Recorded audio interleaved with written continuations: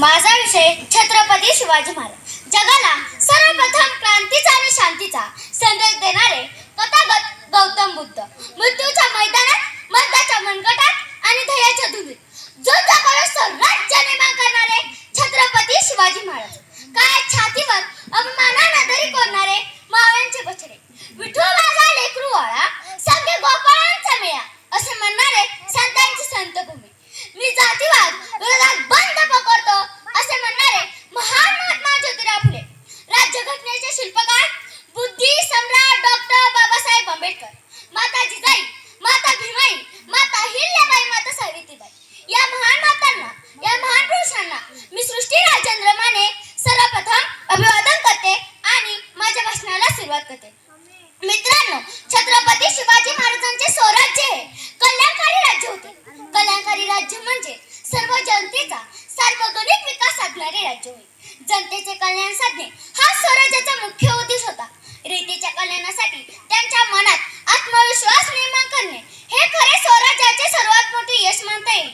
छत्रपती शिवाजी महाराजांचे स्वराज्य हे समता, न्याय, स्वातंत्र्य व बंधुता या तत्वाबरोबरच स्त्री आदर, धर्मनिरपेक्षता, शेती व शेतकरी यांच्या कल्याणकारी धोरणाची प्रत्यक्ष अंमलबजावणी शिवकालीन प्रशासनात केली जात असे. जगाच्या इतिहासामध्ये अनेक महान राजे होऊन गेले. काहींनी बलाढ्य साम्राज्य उभं केलं, काहींनी युद्धात लाखो लोक मारले, काहींनी सोन्याच्या सिंहासनावर बसले. पण त्या सगळ्यांकडे तलवारी होत्या, त्या सगळ्यांकडे पराक्रम होता, त्या सगळ्यांकडे राज्य होते. पण छत्रपती शिवाजी महाराज हा राजा सगळ्या राजापेक्षा वेगळा का होता? शेकडो वर्षांनी त्यांच्यावर इतके प्रेम का आहे? आजही जेव्हा कोणावर अन्याय, अत्याचार होतो, स्वाभिमानाला धक्का बसतो, तेव्हा मनात विचार येतो की छत्रपती शिवाजी महाराज हवे होते. छत्रपती शिवाजी महाराज शरीराने गेले, पण त्यांचं स्वप्न अजूनही जिवंत आहे. स्वप्न रयतेच्या राजाचं, स्वप्न हिंदवी स्वराज्याचं, स्वप्न सत्ताचं. छत्रपती शिवाजी महाराजांनी युद्ध जिंकले, किल्ले जिंकले म्हणून ते महान नव्हते. त्यांची महानता त्यांच्या हृदयात होती.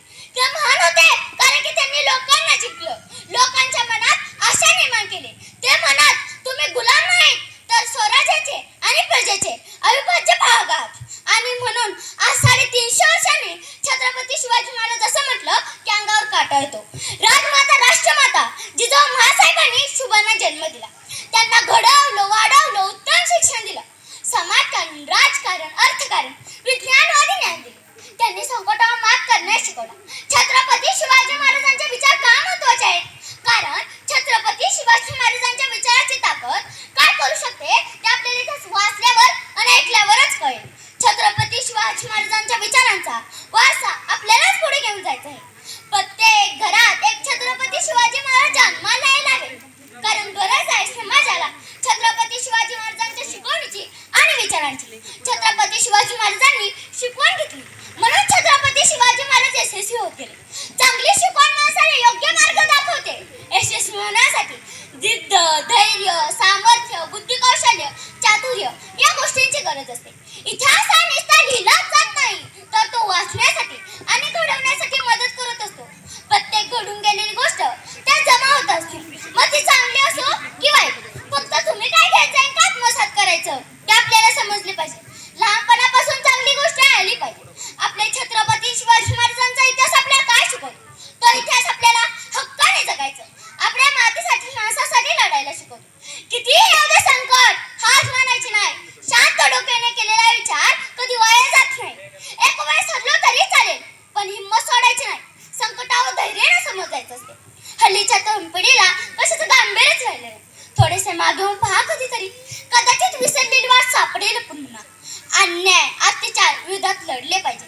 चुकीचा मार्ग वेळोवेळी सुधारला पाहिजे. आपल्या छत्रपती शिवाजी महाराजांनी कुठल्याही आया बहिणीवर अन्याय, अत्याचार होऊ दिला नाही. आपण पाहतो परिस्थिती वाईट आहे. चांगले विचार नेहमी उत्तम, अयोग्य, त्रासापासून दूर ठेवतात. आपल्यासाठी या महापुरुषांनी खूपच मोठा विचारांचा खजिना ठेवलाय. तो फक्त आपल्या जीवनात उपयोग करायचा आहे आणि आयुष्यावर आनंदाने, यशस्वीने, आत्मविश्वासाने जगायचा आहे. ज्ञान को हर एक जुर्म को जला दिया. ज्ञान को